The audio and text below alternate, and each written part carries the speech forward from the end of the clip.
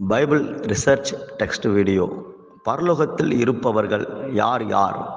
பரலோகத்தில் இருப்பவர்கள் பிதாவாகிய தேவன். இதோ வானத்தில் ஒரு சிங்காசனம் வைக்கப்பட்டிருந்தது. அந்த சிங்காசனத்தின் மேல் ஒருவர் வீற்றிருந்தார். வீற்றிருந்தவர் பார்வைக்கு வச்சிரக்கல்லுக்கும் பதுமராகத்துக்கும் ஒப்பாயிருந்தார். அந்த சிங்காசனத்தை சுற்றி ஒரு வானவில் இருந்தது. அது பார்வைக்கு மரகதம் போல் தோன்றிற்று. வெளிப்படுத்தின விசேஷம் 4:2-3. பரலோகத்தில் இருப்பவர்கள் இயேசு கிறிஸ்து. அந்த 7 குத்து விளக்குகளின் மத்தியிலே நிலையங்கி தரித்து மார்பருகே பொற்கச்சை கட்டியிருந்த மனுஷகுமாரனுக்கொப்பானவரையும் கண்டேன். வெளிப்படுத்தின விசேஷம் 1:13. இதோ அடிக்கப்பட்ட வண்ணமாயிருக்கிற ஒரு ஆட்டுக்குட்டி சிங்காசனத்திற்கும் 4 ஜீவன்களுக்கும் மூப்பர்களுக்கும் மத்தியிலே நிற்க கண்டேன். அது 7 கொம்புகளையும் 7 கண்களையும் உடையதாயிருந்தது. வெளிப்படுத்தின விசேஷம் 5:6. பரலோகத்தில் இருப்பவர்கள் ஆவியானவர். தேவனுடைய 7 ஆவிகளாகிய 7 அக்கினி தீபங்கள் சிங்காசனத்திற்கு முன்பாக எரிந்து கொண்டிருந்தன. வெளிப்படுத்தின விசேஷம் 4:5. பரலோகத்தில் இருப்பவர்கள் 4 ஜீவன்கள். அந்த சிங்காசனத்தின் மத்தியிலும் அந்த சிங்காசனத்தை சுற்றிலும் 4 ஜீவன்கள் இருந்தன. அவைகள் முன்புறத்திலும் பின்புறத்திலும் கண்களால் நிறைந்திருந்தன. 1ஆம் ஜீவன் சிங்கத்திற்கொப்பாகவும், 2ஆம் ஜீவன் காளைக்கொப்பாகவும், 3ஆம் ஜீவன் மனுஷமுகம் போன்ற முகமுள்ளதாகவும், 4ஆம் ஜீவன் பறக்கிற கழுகுக்கு ஒப்பாகவும் இருந்தன. வெளிப்படுத்தின விசேஷம் 4:6-7. பரலோகத்தில் இருப்பவர்கள் 24 மூப்பர். அந்த சிங்காசனத்தை சூழ 24 சிங்காசனங்கள் இருந்தன.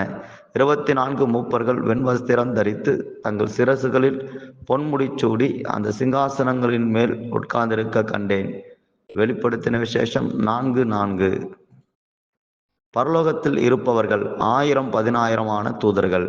பின்னும் நான் பார்த்தபோது சிங்காசனத்தையும் ஜீவன்களையும் மூப்பர்களையும் சூழ்ந்திருந்த அநேக தூதர்களுடைய சத்தத்தை கேட்டேன். அவர்களுடைய இலக்கம் 10,000-10,000 1000-1000 இருந்தது. வெளிப்படுத்தின விசேஷம் 5:11.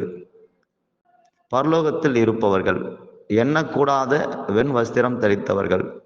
இவைகளுக்கு பின்பு நான் பார்த்தபோது இதோ சகல ஜாதிகளிலும் கோத்திரங்களிலும் ஜனங்களிலும் பாஷைக்காரரிலுமிருந்து வந்ததும் ஒருவனும் எண்ணக்கூடாததுமான திரளான கூட்டமாகிய ஜனங்கள் வெள்ளை அங்கிகளை தரித்து தங்கள் கைகளில் குருத்தோலைகளை பிடித்து சிங்காசனத்திற்கு முன்பாகவும் ஆட்டுக்குட்டியானவருக்கு முன்பாகவும் நிற்க கண்டேன்.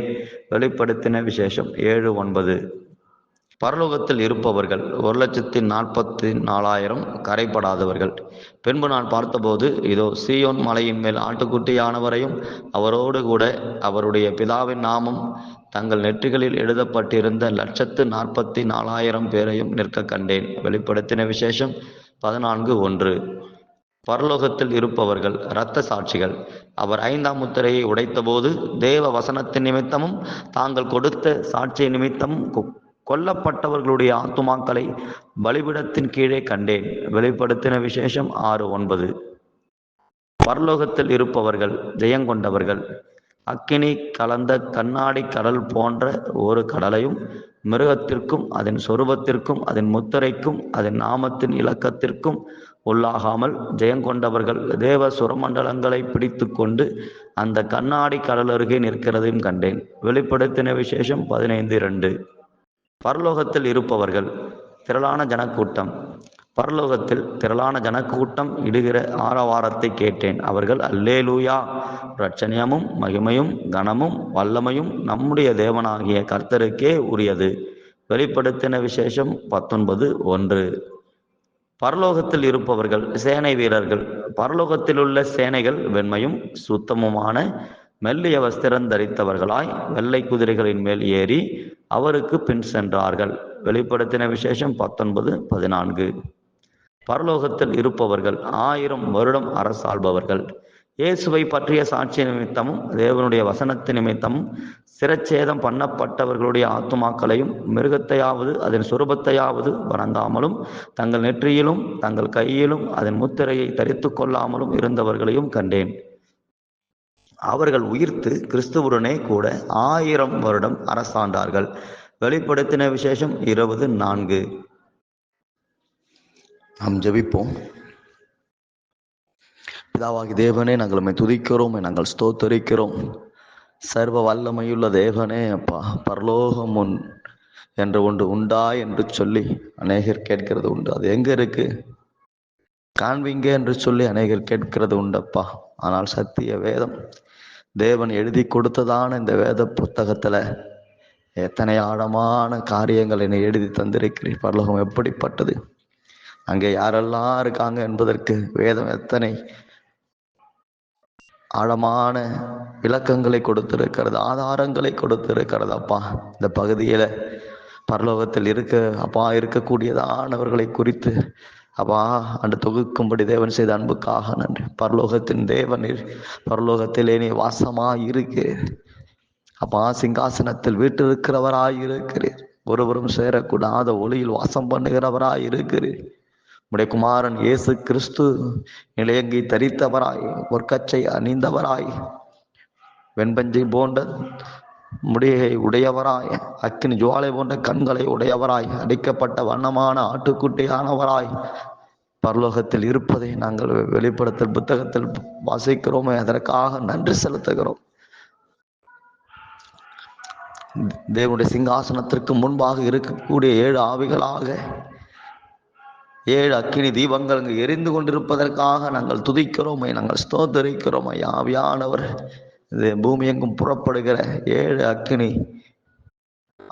ஆவியாக வெளிப்படுவதற்காக நாங்கள் நன்றி செலுத்துகிறோம் ஐயா. 4 ஜீவன்கள் ஆண்டவரே, 21 மூப்பர்கள், 1000-10,000 தேவ தூதர்கள்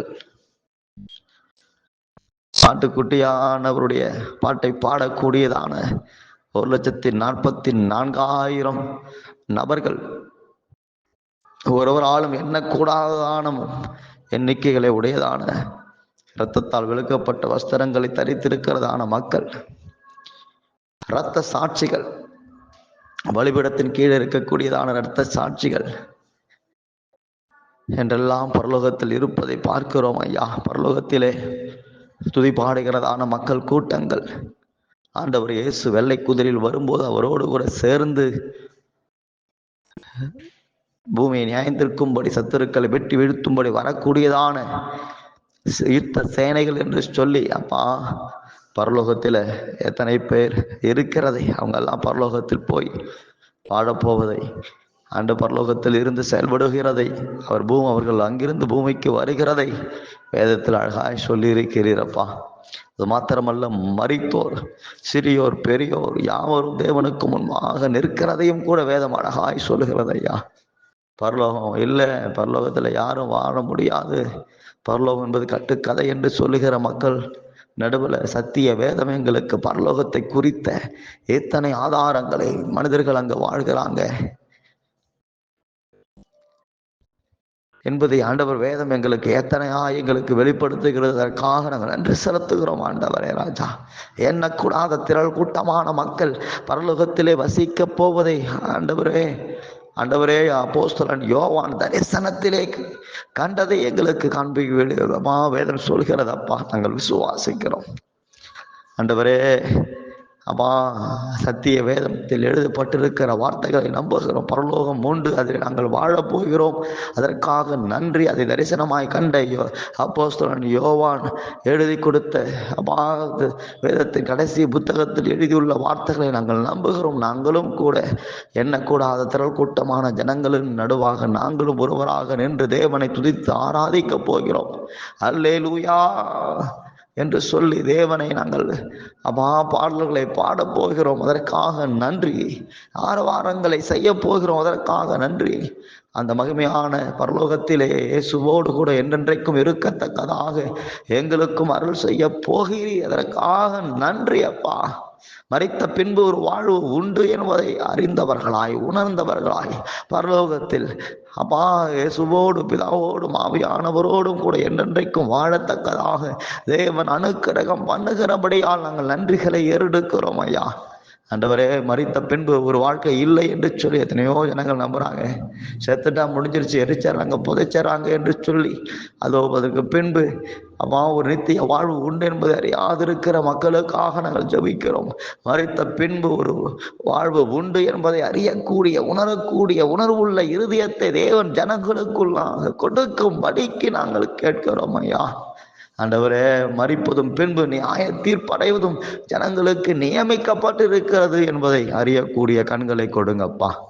அப்படி செய்கிற அன்பிற்காக நன்றி அப்பா. சத்தியத்தை அறிவீர்கள், சத்தியம் உங்களை விடுதலையாக்கும் என்ற வார்த்தையின்படி இந்த வீடியோக்கள் மூலம் ஆண்டவரே அப்பா அறிந்து கொள்ளுகிற மக்கள், சத்தியத்தை அறிகிற மக்கள் சத்தியத்தை கை கொண்டு நடக்க பரலோக பாக்கியத்தை பெற்றுக்கொள்ள, பூமியிலே இயேசு கிறிஸ்துவை ஏற்றுக்கொண்டு அவர் தருகிற பாவ மன்னிப்பாகிய ரட்சிப்பை பெற்றுக்கொள்ள, பரிசுத்தவான்களுக்குரிய சுதந்திரத்தை அவர்கள் பெற்றுக்கொள்ள தேவன் அனுக்கிரகம் பண்ணும்.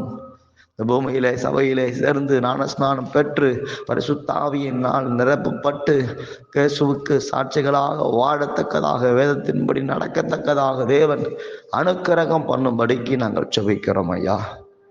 செய்கிற அன்புக்காக உமக்கு நன்றி. எல்லா மகிமை, எல்லா கணம், எல்லா துதியும் உமக்கு கொடுக்கிறோம்.